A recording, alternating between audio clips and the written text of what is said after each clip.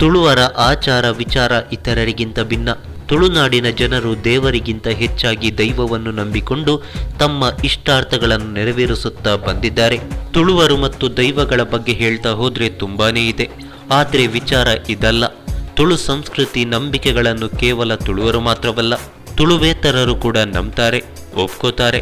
ಇದರಲ್ಲಿ D boss ಕೂಡ ಒಬ್ರು.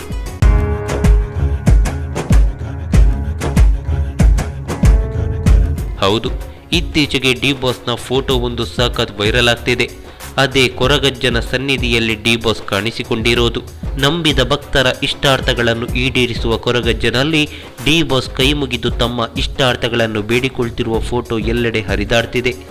ಫೋಟೋವನ್ನು ನೋಡ್ತಾ ಇದ್ರೆ ಇತ್ತೀಚೆಗೆ ತೆಗೆದ ಫೋಟೋದಂತೆ ಕಾಣುತ್ತೆ. ಆದರೆ ಇದು ಎಲ್ಲಿಯ ದೈವಸ್ಥಾನ, ಡಿ ಬಾಸ್ ಮಂಗಳೂರಿಗೆ ಯಾವಾಗ ಹೋದ್ರು ಎಂಬುದಕ್ಕೆ ಸದ್ಯಕ್ಕೆ ಉತ್ತರವಿಲ್ಲ.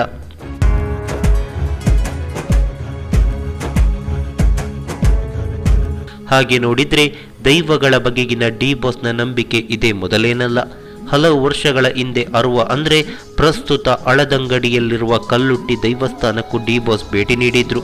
ಹೀಗೆ ತುಳುನಾಡಿಗೆ ಭೇಟಿ ನೀಡುವ ಸಂದರ್ಭದಲ್ಲಿ ಒಂದಿಷ್ಟು ದೈವಸ್ಥಾನಗಳಿಗೂ ಭೇಟಿ ಕೊಡ್ತಾರೆ ಡಿ ಬಾಸ್.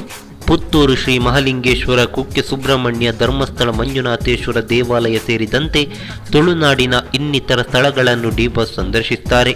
ಇನ್ನು ತುಳುನಾಡು, ತುಳು ಸಂಸ್ಕೃತಿಗೂ ಗೌರವ ಕೊಡುವ ದರ್ಶನ್ ಕಂಬಳ, ಯಕ್ಷಗಾನ, ಧಾರ್ಮಿಕ ಕಾರ್ಯಕ್ರಮಗಳಿಗೂ ಹಾಜರಾಗ್ತಾರೆ. ಹೀಗಾಗಿ ತುಳುವರಿಗೂ ದರ್ಶನ್ ಅಂದರೆ ತುಂಬಾನೇ ಇಷ್ಟ.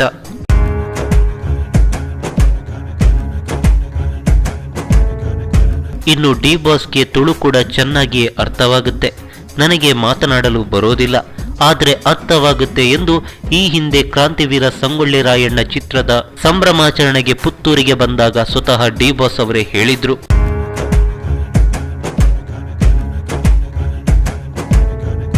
ಈ ಮಾಹಿತಿ ನಿಮಗೆ ಇಷ್ಟವಾಗಿದ್ರೆ ಲೈಕ್ ಮಾಡಿ, ಶೇರ್ ಮಾಡಿ, ಹಾಗೆ ನಿಮ್ಮ ಅನಿಸಿಕೆ ಅಭಿಪ್ರಾಯಗಳನ್ನು ಕಾಮೆಂಟ್ ಬಾಕ್ಸ್ ನಲ್ಲಿ ಬರೆಯಿರಿ. ನೀವು ನಮ್ಮ ಕೋಸ್ಟಲ್ ಕನ್ನಡ ಯೂಟ್ಯೂಬ್ ಚಾನಲ್ಗೆ ಸಬ್ಸ್ಕ್ರೈಬ್ ಆಗಿಲ್ಲ ಅಂದ್ರೆ ದಯವಿಟ್ಟು ತಕ್ಷಣವೇ ಸಬ್ಸ್ಕ್ರೈಬ್ ಬಟನ್ಗೆ ಕ್ಲಿಕ್ ಮಾಡಿ. ಹಾಗೆ ನಮ್ಮ ಪ್ರತಿ ಅಪ್ಡೇಟ್ಸ್ಗಳನ್ನು ಶೀಘ್ರದಲ್ಲೇ ತಿಳಿಯಲು ಪಕ್ಕದಲ್ಲಿರೋ ಬೆಲ್ ಐಕಾನ್ಗೆ ಕ್ಲಿಕ್ ಮಾಡಿ. ಹಾಗೆ ನಮ್ಮ ಹೆಚ್ಚಿನ ಅಪ್ಡೇಟ್ಸ್ಗಳಿಗಾಗಿ ಕೋಸ್ಟಲ್ ನೆಟ್ವರ್ಕ್ ಫೇಸ್ಬುಕ್ ಪೇಜ್ಗೆ ವಿಸಿಟ್ ಮಾಡಿ. ಧನ್ಯವಾದಗಳು.